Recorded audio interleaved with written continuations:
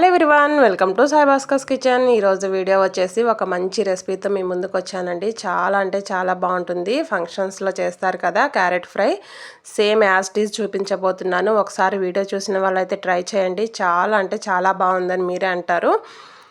ఇప్పుడైతే రెసిపీలోకి వెళ్ళిపోదాం. దీనికోసం అయితే క్యారెట్ ఈ సైజులో చూపిస్తున్న సైజులో కట్ చేసుకోవాలండి. ఇలా కట్ చేసుకున్న క్యారెట్ని ఒక గిన్నెలో వేసుకొని దీన్ని మనం ఉడికించుకోవాలన్నమాట. ఇలా గిన్నెలోకి వేసేసుకొని ఇప్పుడు దీంట్లో ఇంకా మనం సాల్ట్ ఏమీ వేయమండి. జస్ట్ నార్మల్గా వాటర్ ఒక్కటి వేసేసుకొని ఉడికిస్తే సరిపోతుంది. అలాగని ఇది మరీ ఎక్కువగా బాగా మెత్తగా అయ్యే వరకు ఉడికించకూడదు. కరెక్ట్గా 70% ఉడికే వరకు ఉడికించుకోవాలి. అంటే సగం కంటే కొంచెం ఎక్కువ ఉడకాలి.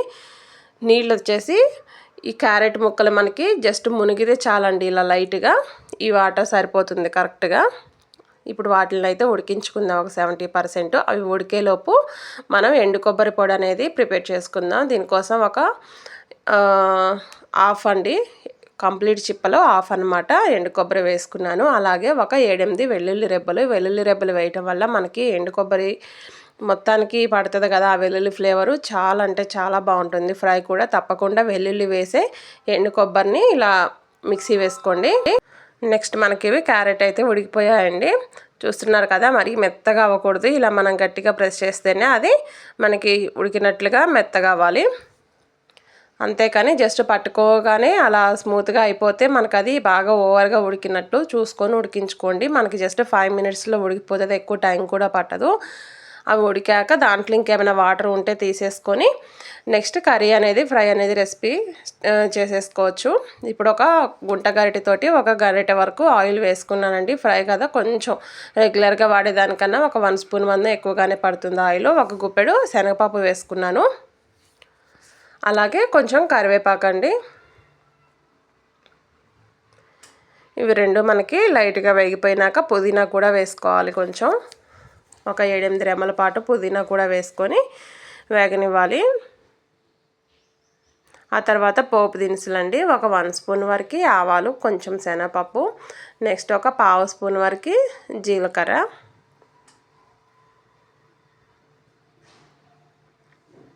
ఇంతవరకు వేసుకొని పోపు లైట్గా వేగాలి. మరీ ఎక్కువగా వేయకూడదు. మనకి ఫ్రై అయిపోయేసరికి ఇంకొంచెం వేగుతుంది కాబట్టి చూసుకొని లైట్గా వేగనివ్వాలి. పోపు అనేది వేగినాక మనం ఉడికించి రెడీగా పెట్టుకున్నాం కదా క్యారెట్ ముక్కలు, సో అవి వేసేసుకుంటున్నానండి. ఇప్పుడు దీనిలో మనకి ఫ్రైకి సరిపడా సాల్ట్ యాడ్ చేసుకుంటున్నాను. ఫస్ట్ అయితే సాల్ట్ ఒక్కటే యాడ్ చేసుకోండి. సాల్ట్ యాడ్ చేసుకొని మనకి ఇవి మళ్ళీ లైట్గా ఫ్రై అవ్వాలి. మనం ఏం డీప్ ఫ్రై చేయట్లేదండి, సో నార్మల్గానే కాబట్టి ఒక 5 to 10 మినిట్స్లో వేగిపోతుంది. ఫ్లేమ్ మీడియంలో పెట్టుకొని మధ్య మధ్యలో ఇలా కదుపుతూ వేయించుకోండి. అలా కదుపుతూ వేయించుకోవటం వల్ల మొత్తం మనకి ఈవెన్గా ఫ్రై అవుతుంది. ఇప్పుడు పైన క్యాప్ పెట్టేస్తున్నాను. క్యాప్ పెట్టేసుకొని మనకి మధ్య మధ్యలో క్యాప్ ఓపెన్ చేస్తూ కదుపుతూ వేయించుకోవాలి.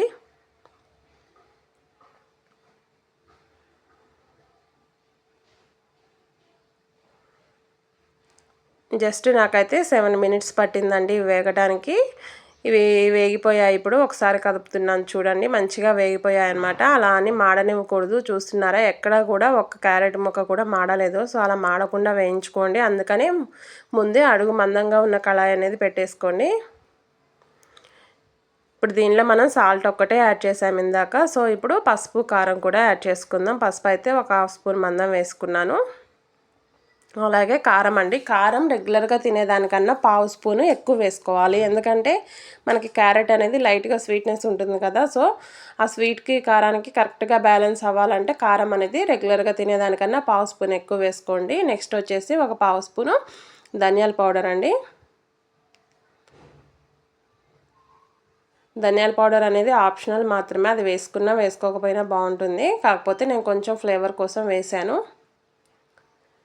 ఇప్పుడు ఇవి ఒక్క 2 నిమిషాలు వేగనిస్తే సరిపోతుంది. క్యారెట్ ఆల్రెడీ వేగిపోయింది కదా, ఈ కొంచెం ఈ కారము ధనియాల పౌడర్ ఫ్లేవర్ అనేది ఆ క్యారెట్ ముక్కకు పట్టడానికి 2 నిమిషాలు జస్ట్ 2 మినిట్స్ వేగనిస్తే సరిపోతుంది. 2 మినిట్స్ తర్వాత చూస్తే మనకి మంచిగా కరెక్ట్గా వేగిపోయిందండి. ఈ టైంలో మనం కొత్తిమీర వేసుకుందాం. కొంచెం కొత్తిమీర, అలాగే మనం ముందుగానే గ్రైండ్ పట్టుకున్నాం కదా ఎండు కొబ్బరి పొడి, వెల్లుల్లి వేసి, సో ఆ పౌడర్ కూడా వేసేసుకుంటున్నాను కంప్లీట్గా.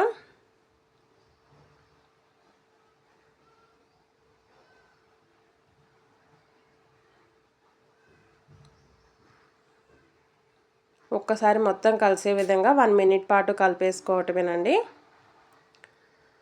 మనకి ఫ్రై అనేది అయిపోయినట్లే. జస్ట్ 1 మినిట్ ఇలా కలిపేసుకుంటే మనకి మొత్తం పొడి పొడిగా అయిపోతుంది. ఎక్కడ ఆయిల్ అనేది ఏమీ కనిపించకుండా మనకి ఈ ఫ్రై కూడా మంచిగా డ్రైగా అయిపోతుంది. ఎందుకంటే ఎండు కొబ్బరి వేసేసాం కదా, అది మొత్తం ఆయిల్ని అబ్జర్వ్ చేసేసుకుంటుంది. చూసారా ఎంత పొడి పొడిగా వచ్చిందో. మనకి చూడటానికి కూడా అలానే సేమ్ క్యాటరింగ్ స్టైల్లో, ఫంక్షన్ స్టైల్లో అన్నట్లుగా ఉంది. తిన్నా కూడా సేమ్ ఉంటుందండి. మీకు టేస్ట్లో వేరియేషన్ అయితే ఏమాత్రం ఉండదు. చాలా బాగుంటుంది. వీడియో చూసిన వాళ్ళైతే తప్పకుండా ఒకసారి ట్రై చేయండి. వీడియో కానీ నచ్చితే లైక్ చేయండి.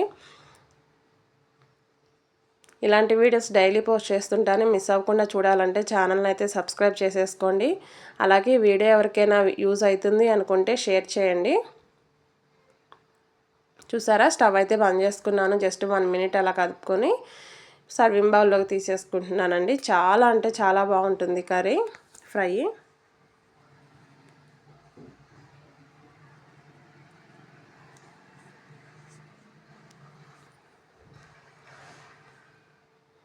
ఇంతే అండి, చాలా సింపుల్గా, అసలు కష్టపడే పని లేకుండా మనకి మొత్తం 15 మినిట్స్లో ఈ ఫ్రై అనేది రెడీ అయిపోతుంది. వీడియో నచ్చితే లైక్ చేయండి.